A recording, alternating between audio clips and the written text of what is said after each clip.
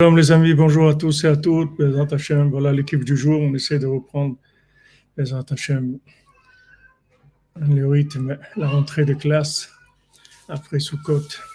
Bezrat Hashem, Ashrenu Matov Chelkenu, Ashrenu Matov Chelkenu, Umanayim Yorelenu, Ashrenu Matov Chelkenu, Umanayim Yorelenu, Ashrenu Matov Chelkenu, Umanayim Yorelenu. Ashenu matov chelkenu manayim yorelenu. Ashenu matov chelkenu manayim yorelenu. Ashenu matov chelkenu manayim yorelenu. Ashenu matov chelkenu manayim yorelenu. Ashenu matov chelkenu manayim yorelenu. Ashenu matov chelkenu manayim yorelenu. Ashenu matov chelkenu manayim yorelenu. Ashenu matov chelkenu ومنايم جورلنو عشان متفلكنو ومنايم جورلنو. Shalom, bon après-midi à tous et à toutes. Bezrat Hashem, on reprend notre étude. On est vers la fin de l'écouter à la chôte sur la Torah 59. Peut-être qu'après on refera le Kitsour pour un petit peu reprendre toutes les notions qu'on a vues dans cette Torah 59. Donc on a une chôte matana de Halakha Aleph, et on était arrivé au fait que quand on oblige quelqu'un à faire une matana, à faire un cadeau, et qu'il a pas, que c'est pas son intention, ça s'appelle pas du tout une matana, c'est du Gzela Gmura, c'est du vol gamour, mechar shelonatan be'ava b'ratzon tov. Du moment où il n'a pas donné avec amour et avec bon vouloir, nimsa shechiseret nasho bematanazo como Gzela mamash. C'est-à-dire qu'en fait, il a diminué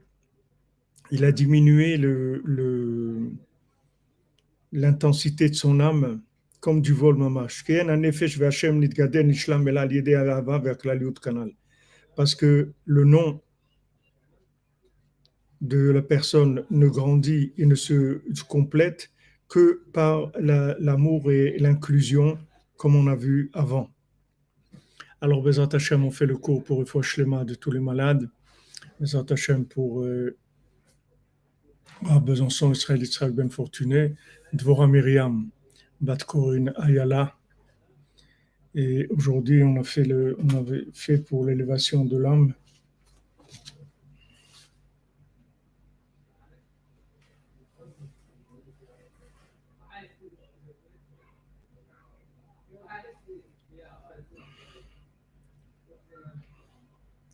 L'élévation de l'âme de Sassi Ben Oreida Mathilde. Maintenant, Refoua Shlema pour Noach Ben Maya.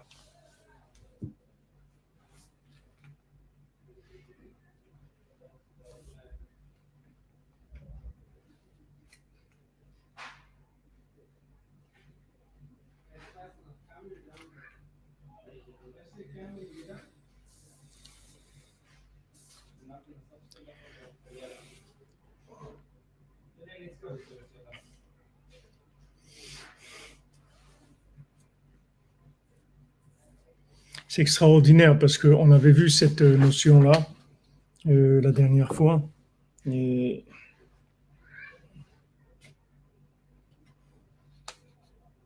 que Matana Beones, ce n'était pas une Matana du tout.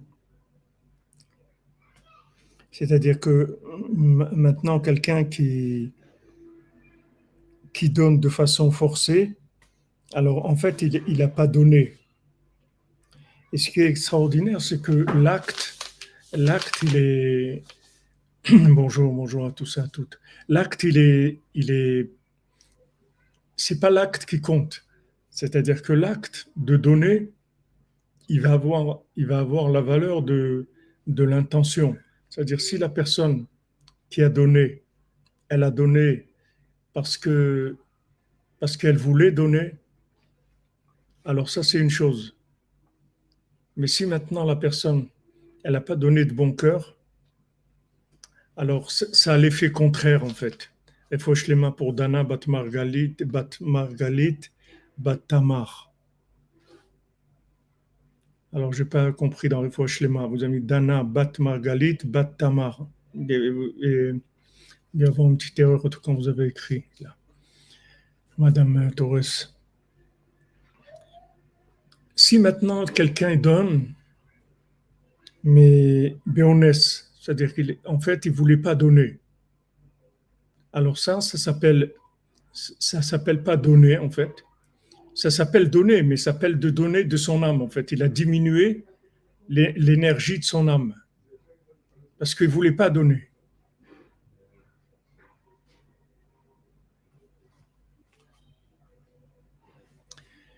Il faut les mains pour Violette Badjan, Bezat Hashem. Dana Bat Margalit.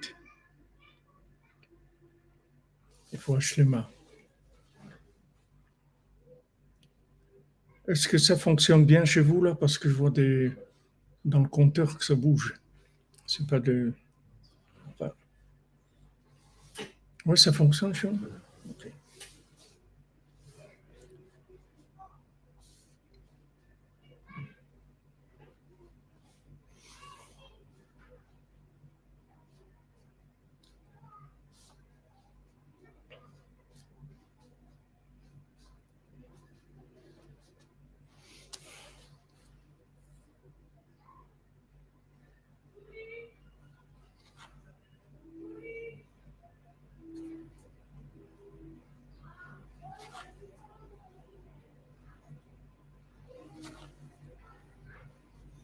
Et ce que Rabbeinu il nous apprend, c'est extraordinaire. 5 sur 5, merci. Merci, Aberbank. Ce qu'il nous apprend ici, c'est extraordinaire. Mamache extraordinaire. On l'a vu, mais je sais pas, on l'a pas, je l'ai pas vu comment je le vois pas comme on l'a vu la dernière fois. C'est-à-dire que maintenant, quand quelqu'un donne, il faut voir pourquoi il donne, quelle est son intention. Si maintenant il donne parce que il est obligé de donner, alors là, il diminue son énergie spirituelle, il diminue l'énergie de son âme. Si maintenant il donne par amitié, par amour, parce qu'il a envie de donner, alors il augmente l'énergie de son âme, parce qu'il s'associe, en fait, il s'inclut avec la personne à qui il a donné. Donc son âme, elle s'est enrichie de la puissance de l'âme de l'autre. On avait vu ça chez Shimon déjà, non? On a vu déjà. Mais c'est pas vu aussi clair que ça. On avait vu dans donner, pas dans. On n'avait pas dit que ça diminue, on a dit que ça augmente. Ah, ici, il dit que, voilà, ici, il dit que ça diminue. C'est pour ça que c'est Xéla. Ça s'appelle du vol. Si on oblige quelqu'un à donner, ça s'appelle du vol. Des fois, on donne à quelqu'un et il dit donne-moi plus, donne-moi plus. Alors, on voit que c'est un petit peu choquant. C'est-à-dire, quand on est obligé de donner, on sent que ça nous fait mal. C'est-à-dire quelque chose qui nous fait mal. Et ne croyez pas que c'est parce qu'on est radin que ça fait ça. C'est pas ça, c'est pas ça. C'est que quand on nous oblige à donner, en fait, on nous diminue l'énergie de notre âme. Donc c'est pour ça qu'on veut pas, parce que ça nous fait mal. Ça nous fait mal. Il diminue l'énergie de notre âme. Pour ça que c'est très très délicat ces choses-là de tzedaka et tout. Il faut être il faut faire très attention, c'est-à-dire être très très light. Il faut vraiment que les gens quand ils donnent, il faut qu'ils donnent vraiment de bon cœur. Il ne faut pas qu'ils aient une pression, qu'ils sont obligés et qu'il faut qu'ils donnent de bon cœur. Alors maintenant, quand on donne de bon cœur, on s'inclut dans l'autre. Et quand on donne parce qu'on est forcé, on diminue l'énergie de notre âme. Donc ça, c'est grave.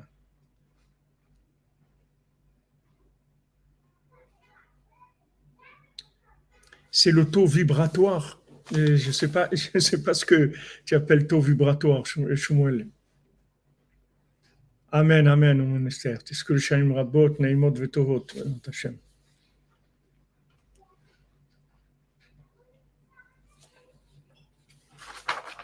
Donc ça, c'est ce qu'on avait commencé à voir. Et alors, ce qu'il dit, Alken keshemachrichim oto leten matana, af shelo mosar modar. Maintenant, si on oblige quelqu'un à donner une matana, à donner un cadeau, même s'il n'a pas dit je suis pas d'accord, il s'est pas exprimé, il n'a pas dit je suis pas d'accord. Im kol ze ena matana klal ve'gzela gmura. Ça s'appelle pas un don et c'est du vol mamash. Donc c'est extrêmement délicat comme domaine. C'est extrêmement délicat parce que de forcer la personne, en fait, on obtient l'effet contraire. Au lieu d'augmenter l'énergie de son âme par l'inclusion, on obtient la diminution de l'énergie de son âme par le fait qu'il a donné, parce que on a vu que son argent, en fait, c'est son énergie. C'est son énergie, son argent, c'est l'énergie de son âme. Donc, quand maintenant on l'a obligé à donner, on lui a mis de la pression, on l'a obligé à donner, ça s'appelle Gzela Gmura, c'est du vol. Mais c'est pas que du vol d'argent, c'est du vol d'énergie spirituelle. Et c'est très grave, parce que ça entraîne des conséquences, comme on l'avait vu, sur les enfants, sur beaucoup de choses, c'est-à-dire que ça peut entraîner des conséquences. C'est, c'est de la destruction de l'individu. C'est très grave. מאחר שלא נתן באהבה וברצון טוב, נמצא שחיסר את נפשו במתנה זו כמו בגזלה ממש. C'est-à-dire que du moment il n'a pas donné avec amour, avec amitié, avec un bon vouloir, donc en fait il a diminué l'énergie de son âme avec ce cadeau qu'il a donné, comme du vol mamash. C'est comme si on lui a volé de l'argent. C'est la même chose.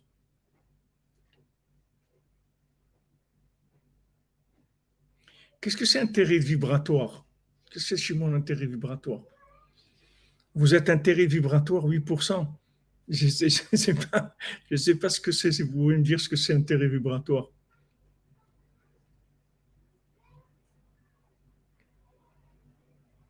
Oui, c'est au ministère. Vous avez raison, l'éducation, c'est pareil. C'est un principe général. C'est un principe général. On ne peut pas obliger quelqu'un. On ne peut pas obliger à quoi que ce soit. Quand on oblige quelqu'un, on diminue son énergie. On ne peut pas obliger quelqu'un. Et nous-mêmes, on ne peut pas s'obliger. Il faut trouver notre degré d'engagement avec de la joie, avec de l'amour, avec du vouloir. Il faut faire les choses avec bon vouloir. Sinon, ça ne marche pas. Sinon, ça ne marche pas. Maintenant, vous allez dire, mais il faut bien faire quelque chose. Si on attend d'aimer, si on n'aime pas, on ne va rien faire du tout. Alors, on fait le minimum et on fait juste semblant, c'est tout. Mais on s'engage pas vraiment parce que l'engagement forcé, ça diminue les énergies des gens. Et c'est pour ça que vous trouvez des gens, des fois, que malheureusement, et avant qu'ils ah, vous blaguez, Guillaume de Saint-Mars. Non, j'ai compris que vous blaguez, mais je n'ai pas compris la blague. C'est-à-dire, je ne sais pas ce que c'est le taux vibratoire. Le taux intérêt vibratoire. Ça veut dire l'intérêt de ce qu'on ressent, 8%. OK, c'est pas mal.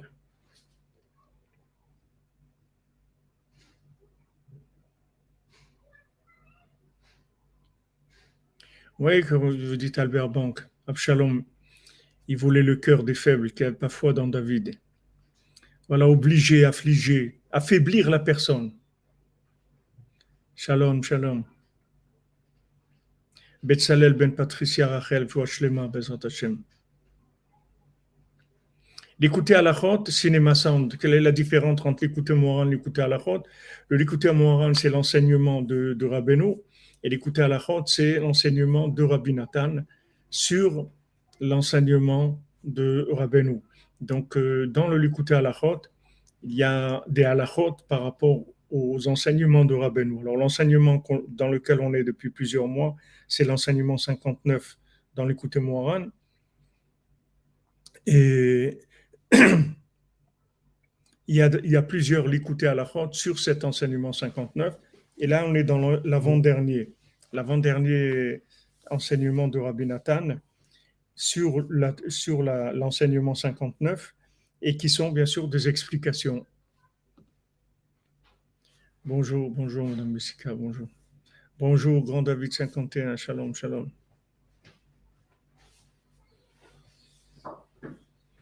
Ah, c'est beau ça, c'est le chant de notre Neshama qui est en dvekout avec le tzaddik, c'est ça le taux vibratoire. Super. Je vais demander à Rav Google tout à l'heure, qu'est-ce que c'est le taux vibratoire, il va m'expliquer.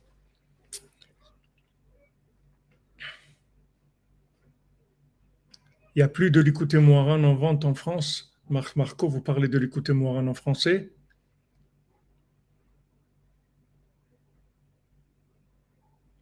Amen, amen. Si vous parlez de l'écouter Moharan en français, envoyez-nous un mail et je vais vous en trouver Bezant Hashem Blineder.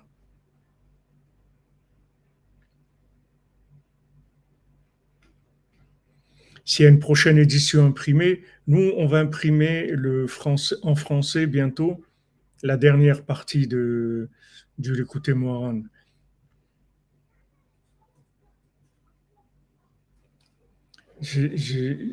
On va finir. Nous, il y a une édition qui est sortie entière avec français et hébreu et un seul volume. Et nous, on a fait par petits volumes, mais que en français. En hébreu, français, on a fait une partie jusqu'à la Torah 54, je crois. On a fait en hébreu français. Mais en français, là, Bezat Hashem, on a les corrections, les dernières corrections. Et on finit le dernier volume. Et il y aura tout le Likutei Moharan en français. Et on est en train de voir si on va faire une édition dans 2 ou 3 volumes pour avoir tout le livre qui soit compact. Bezat Hashem.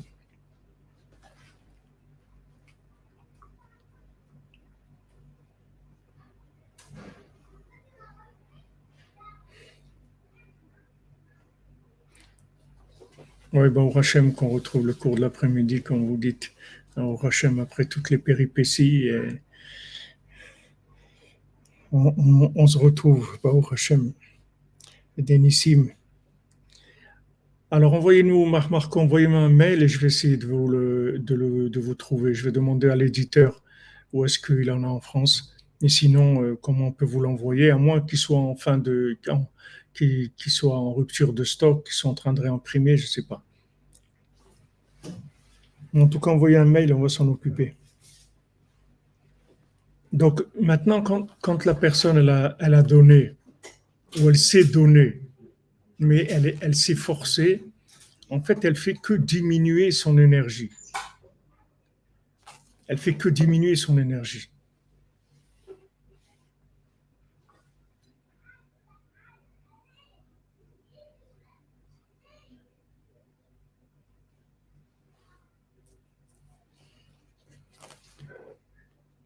Elle perd ses forces, vous comprenez? Elle perd ses forces. Alors maintenant, vous voyez quelqu'un donner, dans tous les domaines, que ce soit donner de l'argent, donner un cadeau, donner dans la prière, dans l'étude, dans tout. Vous voyez une personne qui donne. Maintenant, l'acte de donner, il ne traduit pas automatiquement que c'est un acte de bonté. Parce que si la personne se retrouve dans une situation où elle est obligée de donner, où elle est obligée de se donner, où elle est obligée de s'investir, mais s'investit parce qu'elle est forcée à le faire, c'est pas bon. Au lieu de grandir, elle va diminuer. C'est-à-dire, elle va perdre son énergie. Elle va devenir de plus en plus faible, la personne. Elle va s'affaiblir. Alors que si la personne, elle fait par amour, elle va prendre de la force. À chaque fois, elle va prendre de la force. Donc ici, quand Rabbi Nathan nous parle de don, il dit que par le fait qu'on donne par amour, par bon vouloir, on s'inclut dans la personne à qui on a donné. Et à ce moment-là, on a augmenté notre énergie spirituelle, l'énergie de notre âme. Et si on a donné forcé, on a diminué.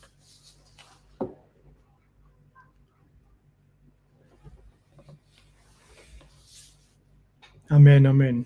Exactement comme vous dites, Maranatha, il faut donner pour Hachem avec amour. Aval mechira ou befer. Mais si maintenant il s'agit d'une vente, alors c'est pas la même chose. Ki bevada yalide shemocher chavatzav en igdal shmo venafsho klal. Par le fait que quelqu'un y vend ce qui lui appartient, ça fait pas grandir son âme du tout. Qui en igdal Hashem v'aneshefesh, qui met à l'idée un matana kanal kanire bechouch.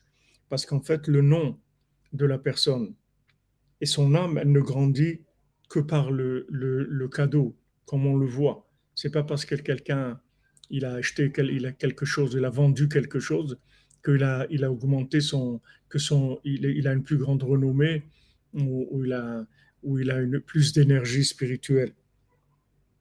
נמצא שעיקר תיקון ושלמות החיסרון שמחסר את נפשו על ידי שמוכר חפציו. Donc maintenant, on voit que la réparation, la perfection du manque, quand il diminue son âme par le fait qu'il vend son bien à quelqu'un d'autre, ou à l'aider à maman chez Mekabel ben Chafetz. Maintenant, qu'est-ce qu'il fait? Il reçoit de l'argent par rapport à l'objet, et à ce moment-là, Choser Mashlimet Nafsho, à ce moment-là, il recomplète son âme. Il avait un objet. Maintenant, un objet, quand on a des objets, c'est pas des objets stables, les objets sont vivants. Amen, amen, Jean-Luc Terrier.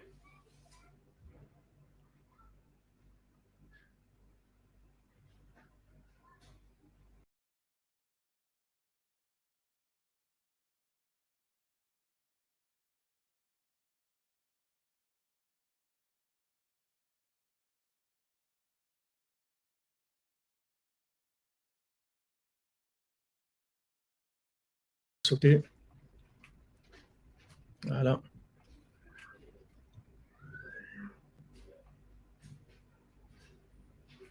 Merci Sabrina, Hachem vous bénisse, une bonne année, Bézat Hachem pour votre famille. Des bonnes nouvelles. Donc maintenant, quelqu'un qui a un objet, en fait, cet objet-là, c'est une partie de son âme. Quand on a des meubles, on a des chaises, on a un lit, on a une armoire, tout ça, ce sont des parties de notre âme, en fait. Parce que on a acquis ces choses-là avec notre argent. Et ça vient de cet argent, c'est l'énergie de notre âme. Donc ces objets, en fait, ils ont un rapport avec notre âme. Maintenant, si on vend un objet, alors le fait qu'on ait vendu l'objet, en fait, on a diminué un élément qui était de l'énergie de notre âme. Maintenant, comment ça se répare? Par le fait qu'on reçoit de l'argent pour ça. C'est-à-dire, on a vendu un objet, donc on a remis l'énergie de l'objet dans de l'argent, et après, éventuellement, on va le donner à quelqu'un d'autre. C'est-à-dire, un autre objet, on achètera autre chose.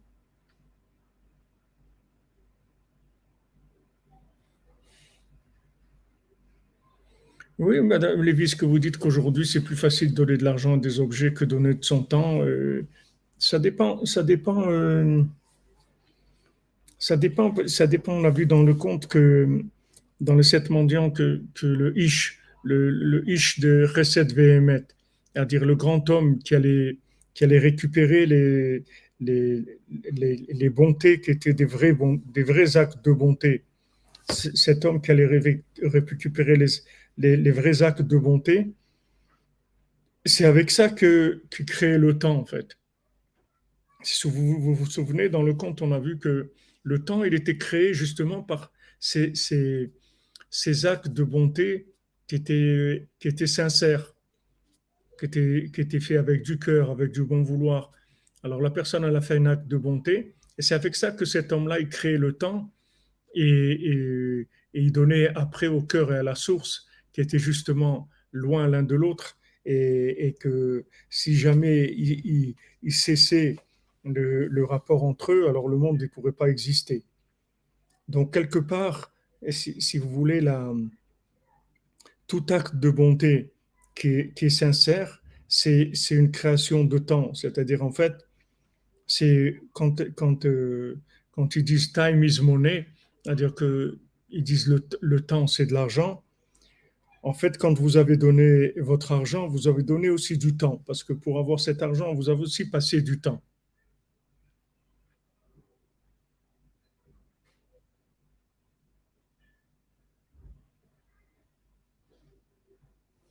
Ah, merci Shmuel pour la précision. On parle d'énergie vibratoire, de fréquence vibratoire, encore de taux vibratoire en fonction des actes de bonté ou l'inverse. Ah, d'accord. Donc c'est tout un enseignement qu'il y a là-dedans.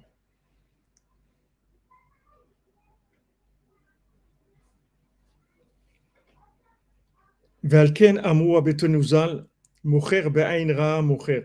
Donc les sages ils nous disent dans le Talmud, dans le Talmud Baba Batra, que celui qui vend, il vend toujours avec un mauvais œil. Qui en amechira bishvil avoir travero le agdil shmo. Parce que il vend pas parce qu'il aime son prochain, pour faire grandir son nom. Rak mahmat ones mamon, parce que maintenant il se trouve en difficulté, qu'il a besoin de vendre, alors il vend. Valken amru obtenuzal mocher atsev. Celui qui vend, il est triste. Nimsa shegam kola mechirot emrak beones. On voit qu'en fait toutes les ventes, elles sont que forcées. Il n'y a pas de vente qui soit une vente de bon cœur.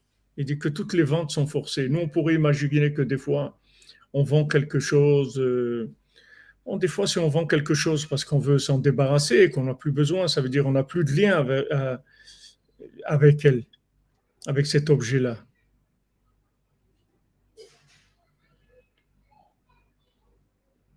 C'est-à-dire en fait, quand on vend un objet parce qu'il ne nous donne plus d'énergie, et ça veut dire qu'on doit passer à autre chose. Mais quand on vend un objet, je pense qu'ici, il y a une nuance et que ça parle quand on vend un objet parce qu'on a besoin d'argent. On vend quelque chose parce qu'on a besoin d'argent. Alors, à ce moment-là, on n'est pas content de vendre. C'est pour ça que même si on oblige quelqu'un à vendre, la vente, elle est valable. Même si on a obligé la personne à vendre. Puisque de toute façon, toutes les ventes, se sont forcées. C'est-à-dire que la personne, elle est forcée à vendre parce qu'elle a besoin d'argent, donc elle est obligée de vendre.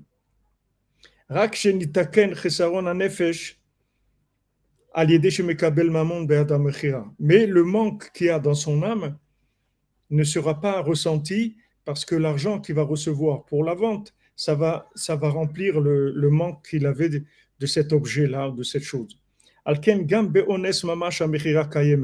C'est pour ça que même si quelqu'un est forcé, la vente, elle est valable. Même une vente forcée, elle est valable. Puisque maintenant il a reçu de l'argent, avec ça il a comblé le manque de son âme, et donc il n'a pas eu de perte. Aval matana sheno mekabel damim leashlim chesaron nafsho. Mais quand il fait un don, un cadeau, qu'à ce moment-là, il reçoit pas quelque chose qui va combler son manque. Et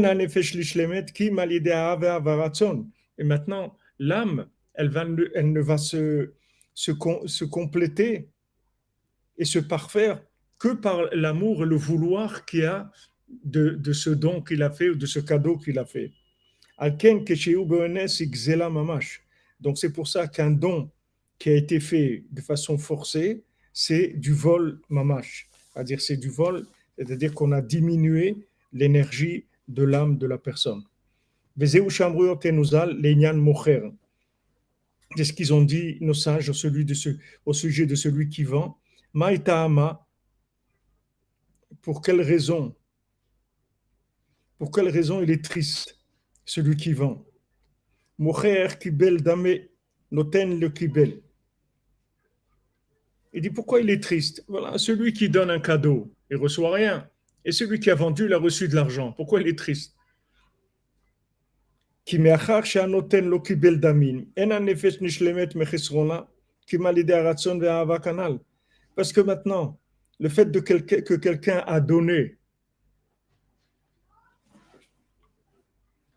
alors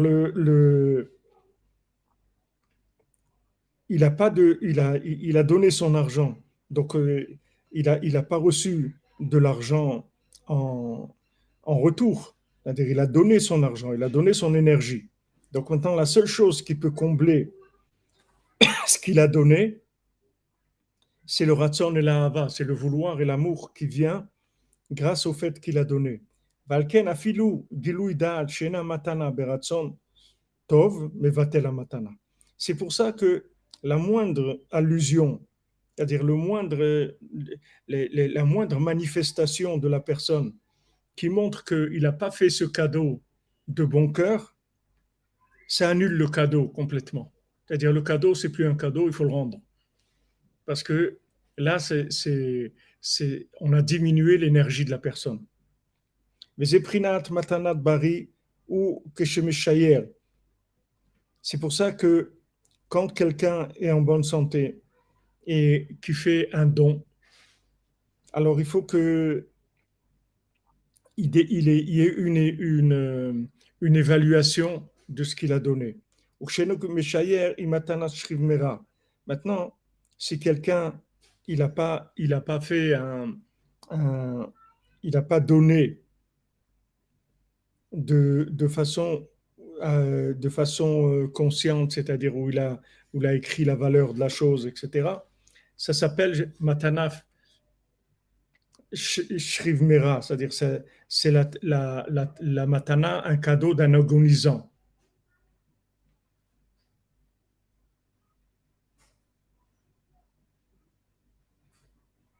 Je comprends, Madame Messika, c'est des liens qu'il y a avec des objets, c'est pas. Mais l'argent que vous recevez en contrepartie, ça va combler ce manque. Bezrat Hashem. Ki bevadai keshedato liten bematana bari mechayim. Parce que maintenant, quand la personne a l'intention de donner comme cadeau, quand il est en bonne santé et qu'il est vivant, bevadai tsarich leshayer leatzmo al kol panim. Alors, quand il dit les shayer, je m'excuse, j'ai dit que c'est évalué, c'est pas évalué, ça veut dire shayer, ça veut dire qu'il garde quelque chose pour lui, il donne pas tout. Et shayer, ça veut dire qu'il laisse quelque chose à lui. Parce que בוודאי צריך לשרייר עצמו על כל פנים כלשהו, בהכרח כדי לשרייר על כל פנים שורש לנפשו. Donc quand maintenant quelqu'un donne, il va laisser quelque chose pour lui, il va pas tout donner. Quand est-ce que quelqu'un il donne tout? C'est quand quelqu'un il va mourir, alors il donne tout parce qu'il sait qu'il va s'en aller. Mais si quelqu'un fait un cadeau vivant, le fait qu'il garde pour lui, ça prouve que son don, c'est un don de quelqu'un qui est conscient, parce qu'il a gardé pour lui quelque chose pour vivre, il n'a pas tout donné. Parce que bien que maintenant,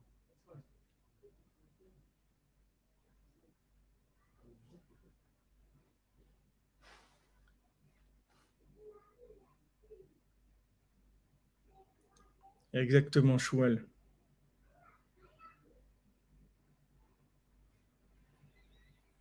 Ça, c'est sûr, Maranatha.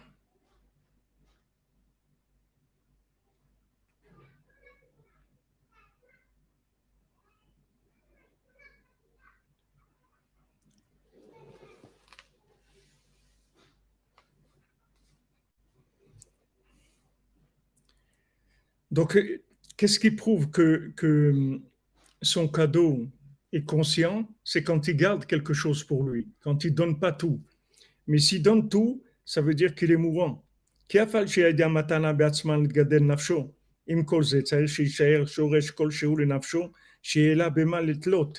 il faut qu'il garde un petit peu, un minimum pour lui, pour avoir une base, pour continuer à exister. Il ne peut pas tout donner. S'il donne tout, il ne garde rien pour lui, il y a un problème. C'est-à-dire que ce n'est pas un don normal. Un don normal, c'est que la personne, elle donne, même si elle donne beaucoup, mais elle garde un petit peu pour elle. À ce moment-là, elle prouve que son don, il est fait de façon consciente. Mais si maintenant il a tout donné, il n'a rien gardé pour lui, ce n'est pas valable.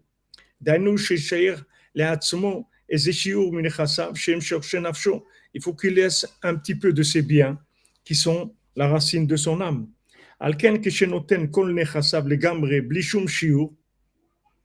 Maintenant, quand quelqu'un donne tout ce qu'il a, il ne garde rien pour lui, donc ça s'appelle un don de quelqu'un c'est comme un testament. En fait, ici, pourquoi on parle de ça? Ça veut dire que si maintenant quelqu'un a donné tout ce qu'il avait, il avait des biens, il a donné tout ce qu'il avait.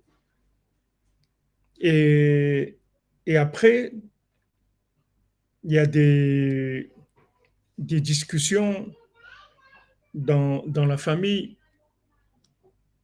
Est-ce que maintenant, ces dons-là, ce sont des dons ou c'est des héritages? Quand vous entendez des scandales tous les jours sur tous les artistes, tous les trucs qui sont morts, Johnny Hallyday ou l'autre, ou Michael Jackson, ou des gens comme ça, qu'est-ce qui hérite, qu'est-ce qui prend, il a donné, il n'a pas donné, etc. Maintenant, la Torah, elle dit comme ça. S'il a tout donné, ça veut dire que, en fait, c'est un héritage. C'est pas un don. Quand est-ce que ça s'appelle un don? C'est quand il a gardé. Voilà, c'est un don de c'est pas un don de désespoir, c'est un don que c'est qu'il a terminé, c'est tout. Il n'est pas désespéré, il va dans un autre monde qui est beaucoup mieux que celui-là, mais disons qu'il n'a plus rien à faire de tout ça. Il va dans un autre monde et il donne, il a donné pour ça. Donc là, par exemple, le tribunal rabbinique qui va décider, il va voir. Si quelqu'un vient et dit voilà, il a, il a tout donné, il a donné de son vivant. Mais supposons qu'il a donné à des gens et que ces gens-là, ce n'est pas ses héritiers. Alors maintenant, le tribunal, il va juger par rapport à ce qu'il a laissé. Si, quand il a donné, à ce moment-là, il a gardé des biens pour lui, ça veut dire que c'était un cadeau qu'il a donné. Si, quand il a donné, il a tout donné, ça veut dire que c'est un héritage. Donc là, ça devient autre chose. Il y a cadeau et héritage. Cadeau, c'est gratuit, et d'héritage, c'est de droit. C'est-à-dire que maintenant, c'est pas, c'est pas évident des gens qui veulent déshériter. C'est arrivé des gens qui ont déshérité. Ils ont vu que leurs enfants, ils ont mal tourné, etc. Et ils ne voulaient pas leur laisser leur argent. Et je me souviens ici en Israël, il y avait un monsieur comme ça qui avait donné tout son argent bien avant de mourir, c'est-à-dire qu'il était encore en bonne santé. Il a donné tout son argent. Il a donné à une synagogue Breslev et avec ça, ils ont construit, ils ont fait tout.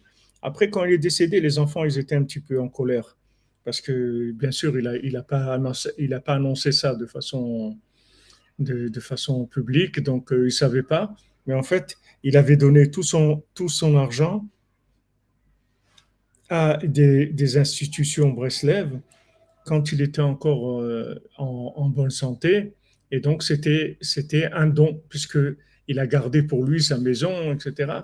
Mais par rapport à la richesse qu'il avait, ça ne représentait pas grand-chose. Mais comme il a gardé pour lui, ça veut dire que c'est un don, ce n'est pas un héritage. Et même si les enfants ils viennent maintenant et disent ouais, mais c'est à nous, c'est notre héritage, ils ne peuvent pas dire c'est de l'héritage, parce qu'il a donné au moment où il était conscient et il a gardé quelque chose pour lui. Le fait qu'il a gardé quelque chose pour lui, ça veut dire que c'est un don avec amour, avec conscient. Mais si maintenant il a tout donné, ça veut dire que c'est un héritage. Donc on passe sur une autre façon de voir les choses. על כן כשנותן כל נכסיו לגמרי בלי שום שיעור, ובוודאי מתנת שכיב מרע, דהיינו לאחר מותו דייקה. Donc si quelqu'un il a tout donné, il a écrit par exemple un testament, ou même si c'est pas un testament, il a pas un testament parce qu'un testament ça veut dire que c'est après sa mort.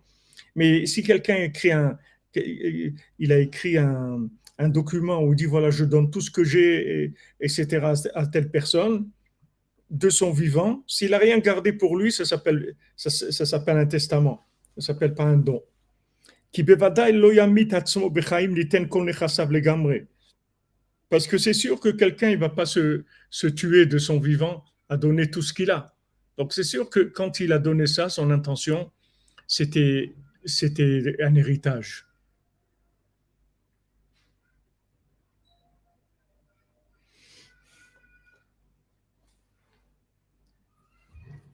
Oui, c'est vrai, Frima, que les filles, elles n'ont pas l'héritage normalement, d'après la Torah, mais aujourd'hui, les gens ils s'arrangent à ce qu'ils partagent, avec les garçons, les filles, tout le monde partage équitablement normalement. Aujourd'hui, on fait comme ça.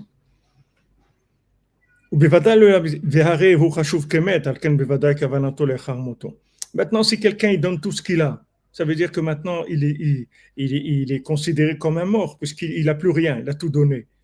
Donc c'est sûr que son intention, quand il a donné tout ce qu'il avait, c'était un héritage et pas un cadeau. Donc maintenant, on comprend pourquoi nos sages ils ont insisté en disant qu'il y a besoin de, quand on fait un cadeau, on doit garder quelque chose pour soi. Et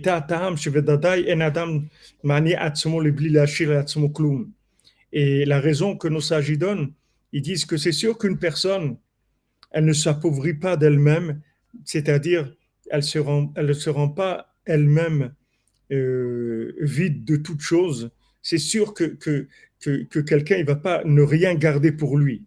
Ou les filles pshuto tamoua, que les filles aient ayaraou la tête shiur gadol le shiur. Maintenant, d'après l'explication simple de la halacha, c'est étonnant parce que normalement, si maintenant la personne elle garde quelque chose pour elle, donc elle doit garder quelque chose d'important pour la finalisation du Mishkan Ouman, la construction de l'Yeshiva de Kirtonia à Yerushalayim. Amen, amen. Amen, Aaron, amen. Be'atzlacha pour ton fils, Bédat Hashem. Vous trouviez tout de suite cette semaine.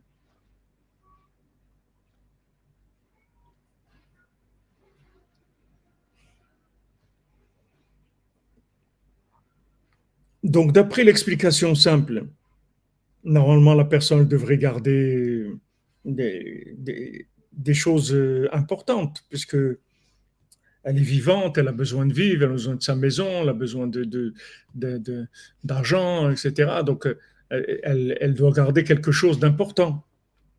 Qu'il est physique à le shiur gadol et shiur. Est-ce que quelqu'un va pouvoir se donner par nasa en gardant un tout petit peu? Parce que d'après la halacha, le fait qu'il garde un tout petit peu pour lui, même un zouz, même une pièce pour lui, ça suffit. Mais d'après le Emet, c'est-à-dire d'après la Torah Temet, d'après les secrets de la Torah qu'on étudie ici, que Rabbi Nathan nous transmet, que en fait, ce qu'il garde, c'est que c'est uniquement un lien de son âme avec le monde matériel, c'est tout. Donc, le moindre chose qui garde, ça suffit pour prouver que c'était un cadeau et que c'était pas un héritage. Mais la logique de ce monde, on comprend pas. Comment? Si quelqu'un il a gardé juste pour lui un billet ou une pièce, ou ça suffit pour annuler, pour dire que c'est pas un héritage. Mais c'est rien ce qu'il a gardé. Ça va pas lui suffire pour lui. Mais en fait, ce qu'on regarde, c'est pas la quantité de ce qu'il a gardé, c'est le fait qu'il a gardé quelque chose pour lui. Ça veut dire qu'il a l'intention de vivre. Ça veut dire que il est vivant en fait. Il veut vivre. C'est pour ça qu'il a gardé un petit peu pour lui.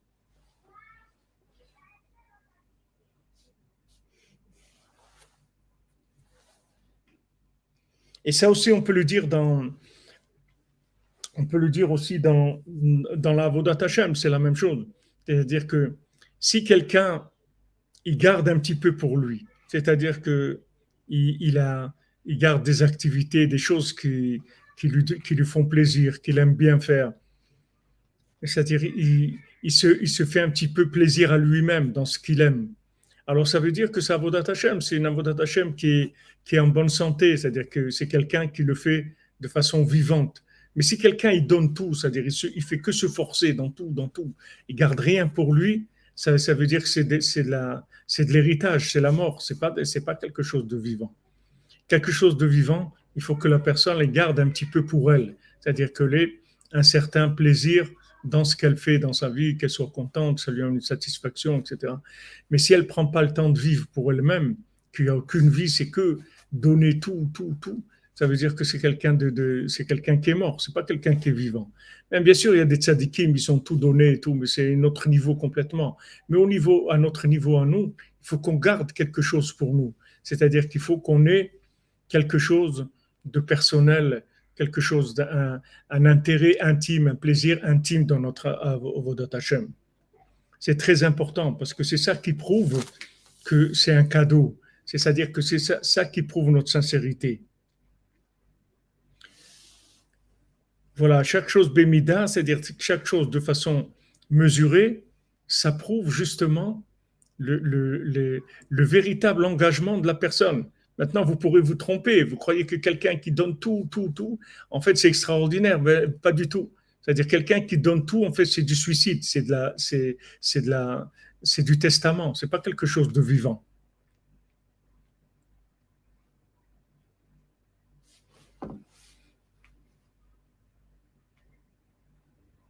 Voilà, ils ont tout donné, ils retirent une extase, ils retirent un plaisir de ça. Je ne sais pas ce que c'est, Madame Messika, quand on donne en usufruit. Je ne sais pas ce que c'est. C'est juste l'utilisation de la chose. Hein? Usufruit, c'est l'utilisation de la chose. L'utilisation De la chose. de la chose. Usufruit. Ah, c'est-à-dire qu'on donne à quelqu'un la possibilité d'utiliser la chose, mais on ne donne pas la chose elle-même. Un veuf, des fois, il donne à son épouse l'usufruit. Il ne faut pas que les enfants, c'est-à-dire qu'ils gardent la femme, elle garde l'appartement. Elle n'est pas propriétaire, mais elle garde l'appartement. Ah, c'est-à-dire il lui donne le droit d'exploiter la chose, mais d'utiliser la chose, mais ça ne lui appartient pas.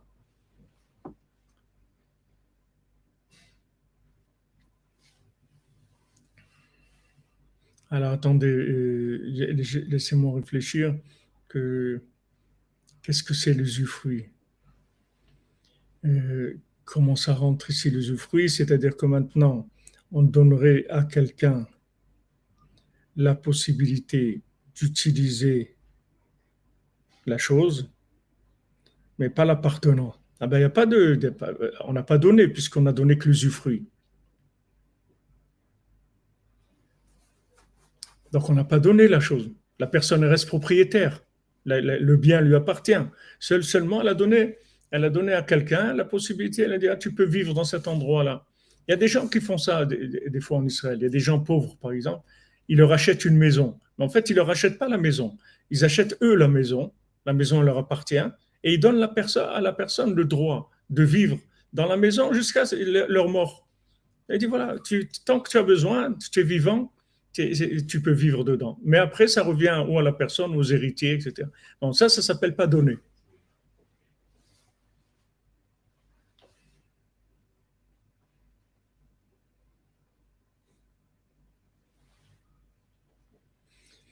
Ah, maintenant, vous demandez, Madame Messika, c'est-à-dire que maintenant, vous dites si on donne la chose, c'est-à-dire qu'on a vendu, par exemple, vous vendez un bien, ce bien-là, il ne vous appartient plus, mais vous pouvez l'utiliser.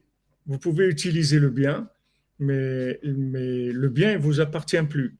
Non, l'utilisation, c'est pas de l'appartenance.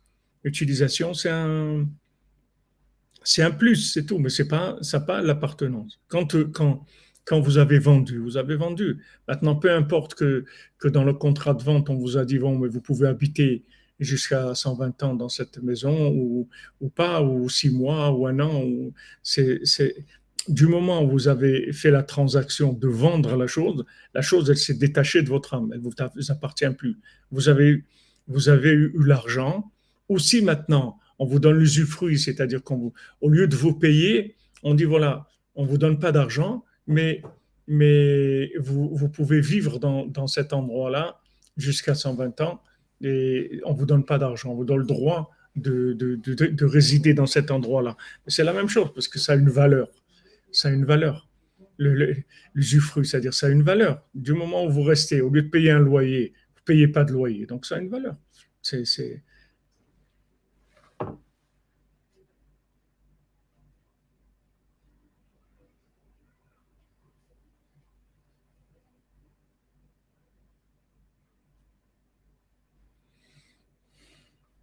Oui, viager aussi, oui, ça existe, ce principe-là de viager.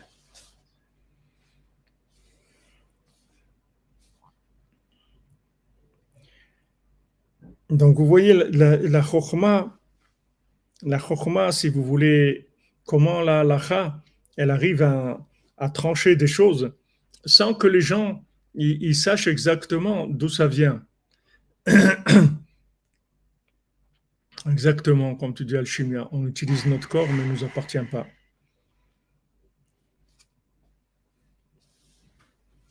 Zeprina divrei shriv mera en tzrichim kinyan. C'est pour ça que c'est écrit que les paroles d'un agonisant, elles n'ont pas besoin de faire un kinyan, c'est-à-dire une acquisition, un acte qui montre l'acquisition. Parce que toutes les acquisitions, c'est pour faire un transfert de domaine d'appartenance. C'est-à-dire qu'on fait passer d'une personne à une autre et on fait un kinyan. C'est-à-dire la personne, elle va acquérir cette chose-là.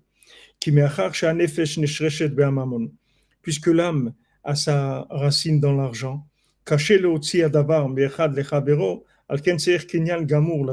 c'est difficile de faire sortir un objet de l'appartenance d'une personne à une autre, donc on demande de faire un kinyan, c'est-à-dire pour renforcer la transaction.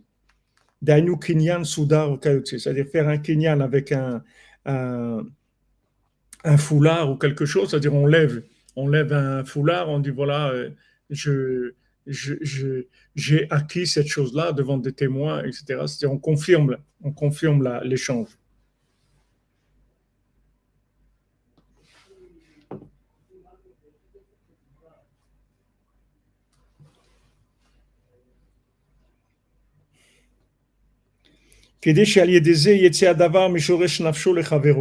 Pour faire la transaction, c'est-à-dire que ça soit clair qu'il a donné cette chose-là. Et ça, c'est tout le principe de toutes les transactions, toutes les acquisitions. C'est pour ça que la force de l'acquisition, elle se fait par l'écriture, par un écrit, qui est aktav ou pnimiut shoresh hanefesh. Parce que l'écriture, c'est l'intérieur, c'est-à-dire c'est la profondeur même de la racine de l'âme. Quand quelqu'un écrit à son prochain un kinyan, c'est-à-dire qu'il lui fait une transaction, il écrit qu'il a vendu, à ce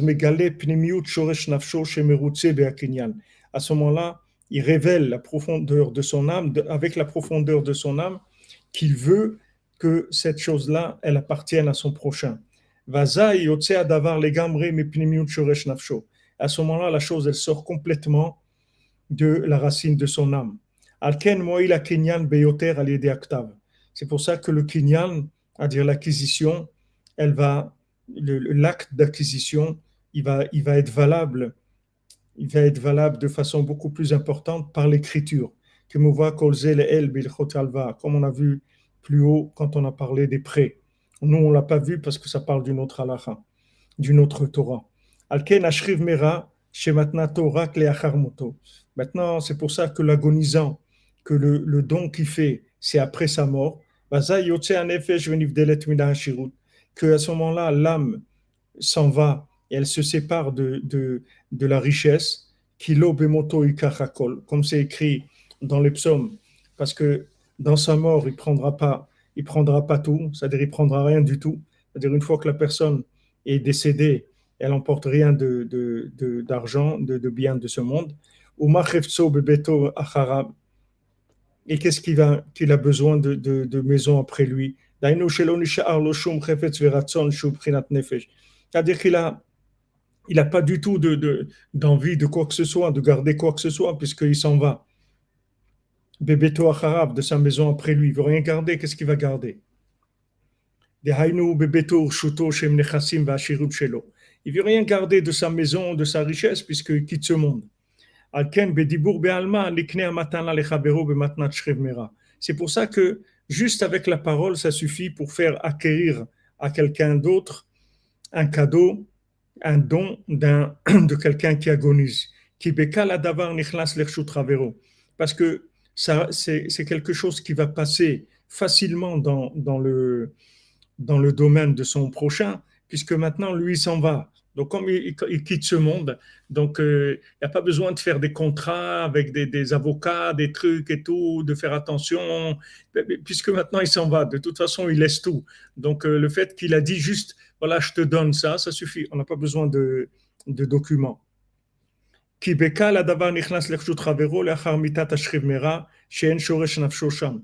maintenant, de toute façon, son âme quitte l'objet, quitte le bien ou quitte l'argent, donc facilement elle passe dans le bien, dans la propriété de son prochain. Et c'est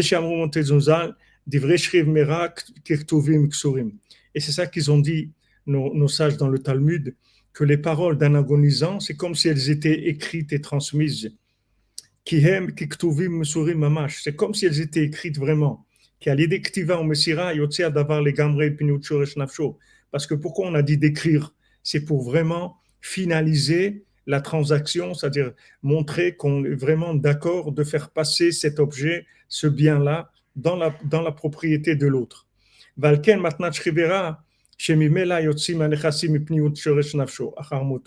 maintenant, quelqu'un qui est agonisant, que de toute façon, tout ce qui lui appartient, ça va sortir de la propriété de son âme. Donc, il n'aura plus rien de toute façon. Donc, il suffit d'une parole pour que ça fasse la transaction. Avec une seule parole, ça suffit pour qu'il sorte dans le domaine d'acquisition de son prochain. Puisque maintenant, la racine de son âme, elle n'est plus du tout là-dedans. Baruch Hashem Leolam, Amen, Amen. Donc Rabbi Nathan finit par Baruch Hashem Leolam, Amen, Amen. Ça veut dire que Rabbi Nathan, il a parlé de choses ici qui sont extrêmement profondes et qui ont beaucoup de rapports aussi avec le rapprochement au tzaddik et l'inclusion dans le tzaddik et l'amitié qui est entre les gens qui sont attachés au tzaddik, comme on a vu pour Rabbi Yitzhak, qui était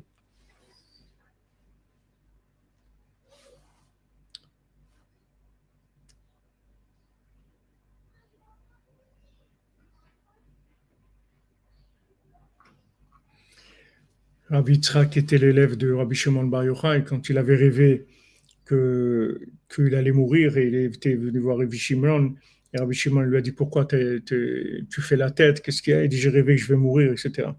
Alors Rabbi Shimon il a dit au tribunal céleste, il a dit Rabbi Yitzhak c'est mon élève et quand je partirai, je l'emmènerai avec moi. Pour l'instant il reste là et quand je partirai, je l'emmènerai avec moi. Ça veut dire que maintenant, ce principe-là d'inclusion dans le tzaddik.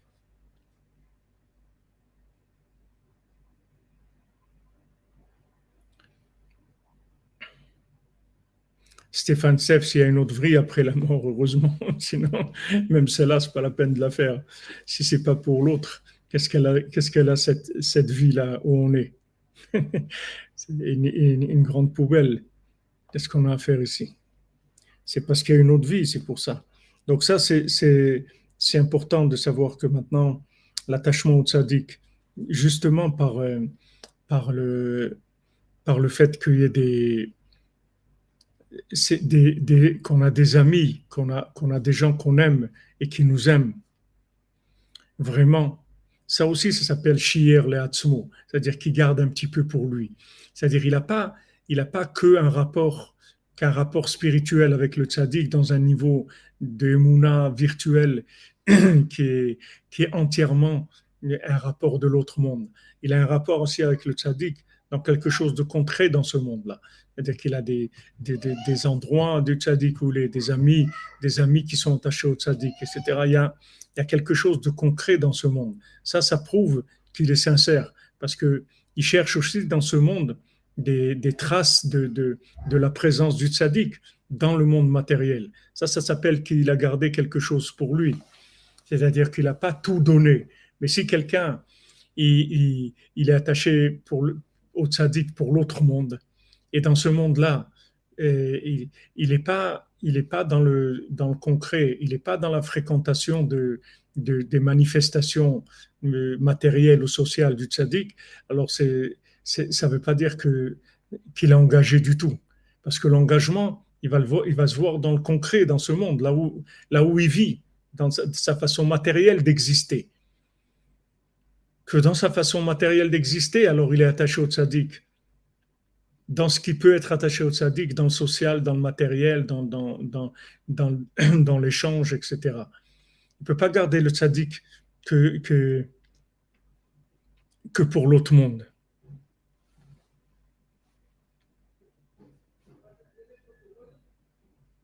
Shalom Mordechai Yehudi, shalom que Bezrat Hashem Rabbeinu il t'inspire et te dirige pour tous tes beaux projets que tu arrives à les faire si tu dois les faire. Et les attachements, que ce soit facile. Ah ouais, comme tu dis, Alchimia, c'est juste qu'il y a une mort avant la vie. Exactement. Exactement. Alors maintenant, l'attachement au tzaddik.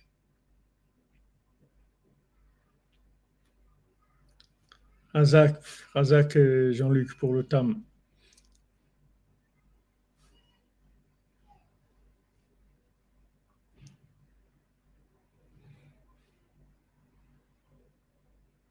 Amen, amen.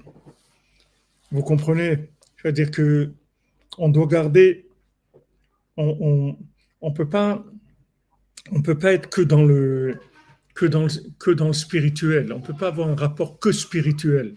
Il faut du derech eretz kadma la Torah. C'est-à-dire que il faut que dans le comportement, il y ait que le comportement soit adéquat par rapport au niveau spirituel. C'est impossible que quelqu'un ait une attache spirituelle à un niveau très élevé et que dans le concret, il soit complètement déconnecté de tout ce qu'il peut faire dans le concret. Il y a des gens qui pensent qu'ils sont attachés à Dieu et le Dieu de l'autre monde. Mais dans leur vie de tous les jours, qu'est-ce qu'ils font pour être attachés à Dieu? Qu'est-ce qu'ils font de ce que Dieu leur a demandé de faire? Si maintenant, dans ce que tu peux faire, dans ce que Dieu t'a demandé de faire, tu ne fais pas, tu ne peux pas prétendre que tu es attaché à Dieu. Parce que c'est un cadeau de mourant, c'est-à-dire c'est une attitude de mourant. Ce n'est pas une attitude de vivant. L'attitude de vivant, c'est que tu fais ce que tu peux dans le concret. Et tu es attaché aussi, bien sûr, dans l'autre monde, mais aussi dans le concret.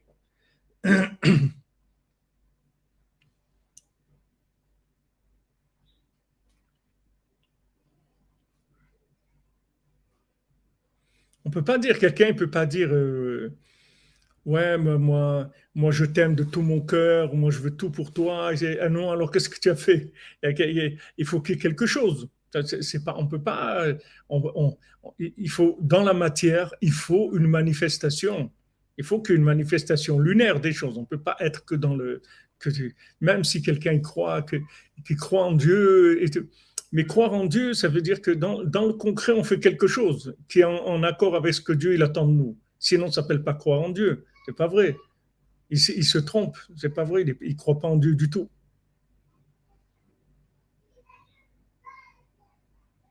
Oui, Maranatha, les actes, ils prouvent la prière dans ce qu'on peut. On ne parle pas maintenant de perfection du tout, mais que dans ce qu'on peut.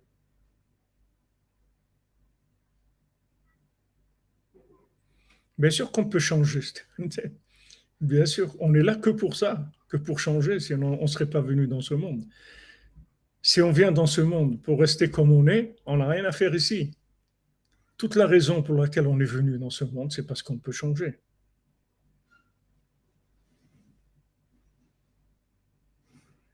Oui, comme vous dites, Hachem aussi, il faut qu'il nous donne du concret, qu'on puisse avancer. Voilà, dans ce qu'on peut faire, il faut faire quelque chose. Mais c'est sûr qu'on peut changer complètement. C'est pour ça qu'on se renouvelle tous les jours, parce qu'on sait qu'on peut changer. On recommence à zéro tous les jours. On recommence tous les jours, parce qu'on sait que ça, un jour ça va marcher, un jour ça va accrocher. Mais c'est très important de développer les deux. C'est-à-dire des Eretz Kadma la Torah. Ça n'existe pas des tzadikim qui n'ont pas de Eretz. C'est pas possible. Il n'y a pas quelqu'un qui est attaché à l'autre monde qui n'a pas un comportement correct, au moins, dans ce monde-là. C'est impossible. Il faut que, il faut qu'il y ait un rapport entre les deux. Exactement. C'est la raison pour laquelle on est venu sur Terre. C'est pour changer. Voilà, on veut vouloir qu'on peut. Exactement. Razak.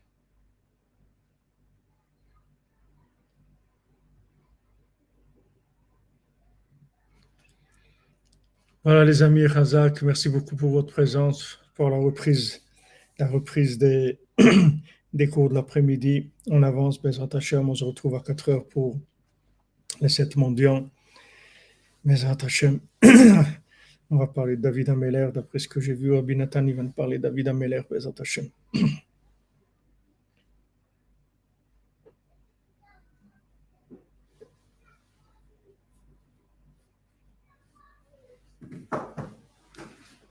Alors, Rabbi Nathan, il dit ici, parce qu'on finit la halakha, là on a fini cette halakha, après on va faire la dernière, il rajoute quelque chose qui n'est pas tout en rapport direct maintenant avec la...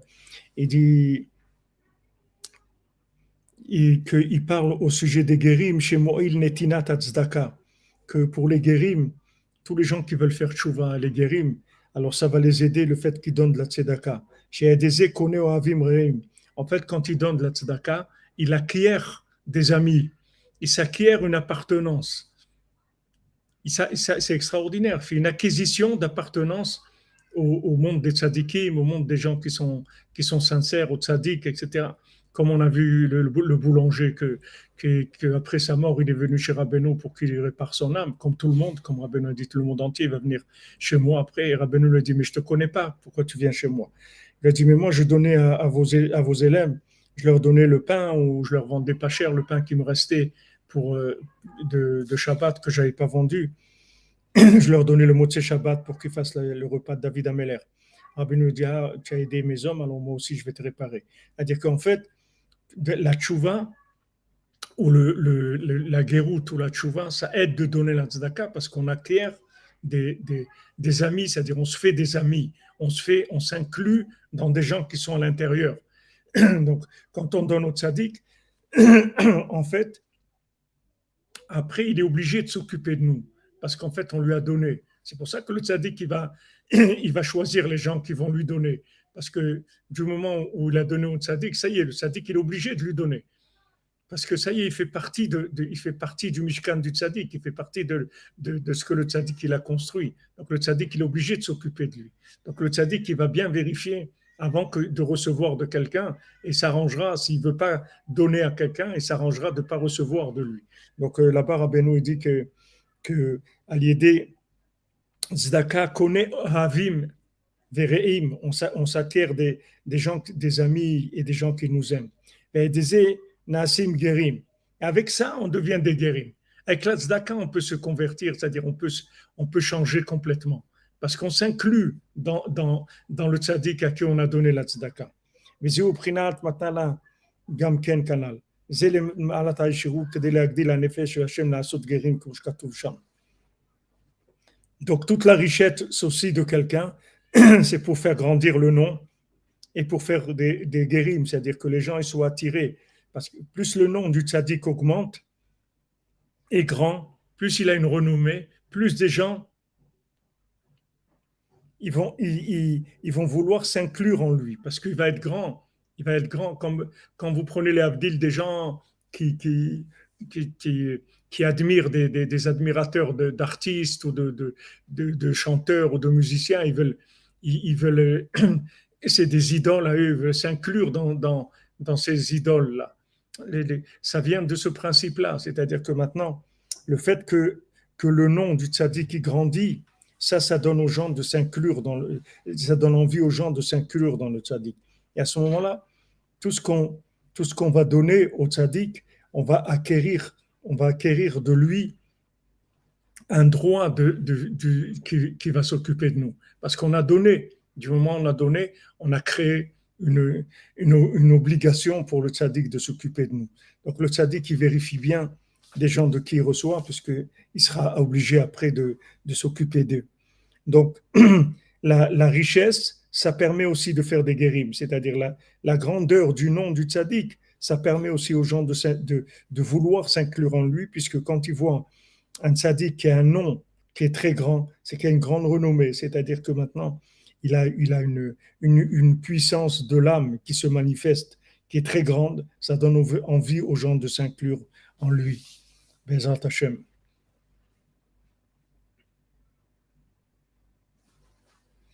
Oui, c'est vrai, quand on a des idoles dans ce monde, c'est la recherche du tzaddik, mais à un moment, il faut prendre le virage, il ne faut pas le rater, il ne faut pas rater la bretelle d'autoroute, comme on dit. Bezat Hashem. Ashrenu matov chelkenu manaim goralenu. Ashrenu matov chelkenu manaim goralenu. Ashrenu matov chelkenu manaim goralenu. Ashrenu matov chelkenu manaim goralenu. Ashrenu matov chelkenu manaim goralenu. Ashrenu matov chelkenu manaim goralenu. Ashrenu matov chelkenu manaim goralenu. Ashrenu matov chelkenu manaim goralenu. Ashrenu matov chelkenu manaim goralenu. Ashrenu matov chelkenu manaim goralenu. Ashrenu matov chelkenu manaim goralenu. Ashrenu matov chelkenu manaim goralenu. Ashrenu matov chelkenu manaim goralenu. Shalom les amis, bon après-midi. De bonnes nouvelles, Fosh Lema pour tous les malades, des Zivugim pour tous les célibataires, Bezat Hashem, la fin de la solitude.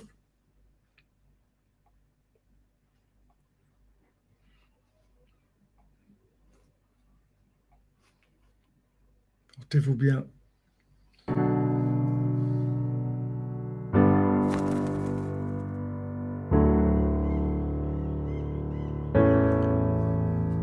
Si le ciel pouvait parler, il dirait que les larmes de l'humanité ont fait plus de ravages que les pluies les plus fortes, que les cris des innocents l'ont transpercé plus que ses propres orages, et qu'il est dommage de voir que les grands hommes n'ont pas toujours eu dommage. Mais aussi que le soleil n'a jamais éclairé le monde, autant que le sourire d'un être humain retrouvant l'espoir lorsque les torrents de doute inondent, pour enfin assister à la sécheresse de l'immonde. Si la mer pouvait parler, elle dirait qu'il y a plus de trésors cachés dans les profondeurs d'une épreuve que dans tout l'océan. Bien que le nombre de naufragés reste important, à croire que la crise ne touche pas que les adolescents. Elle dirait même que certaines de nos paroles ont rasé la terre plus qu'un tsunami, tout comme la trahison d'un frère ou de son ami. Il faudra bien que l'on s'accroche, car au loin s'approche une vague de folie brisant toutes les roches. Et si les montagnes pouvaient parler? Elle dirait que les personnes les plus humbles ont dépassé le plus haut sommet, et que l'écho de leurs paroles résonne à tout jamais. Elle dirait à voix basse que lorsque la haine raciale explose, alors les volcans se font de glace, que l'orgueil étouffe et gêne, mais que c'est normal, car plus on cherche à monter, plus on souffre du manque d'oxygène. Elle dirait aussi que l'on devrait prendre exemple sur elle et respecter la place de l'autre, donc la place de l'être, car il est normal de voir différemment, donc avoir deux lectures de l'être. Si le vent pouvait parler, il dirait que le soupir du désespoir déracine plus d'arbres qu'un ouragan, mais que la joie nous rendra plus grands, que regarder le mal est plus dangereux que l'œil du cyclone. Un message valable pour tous, la femme, l'enfant ainsi que l'homme. La nature ne reprendra jamais ce qu'on en donne, s'ils pouvaient tous parler. Mais ils sont muets, peut-être pour que nos cœurs puissent parler.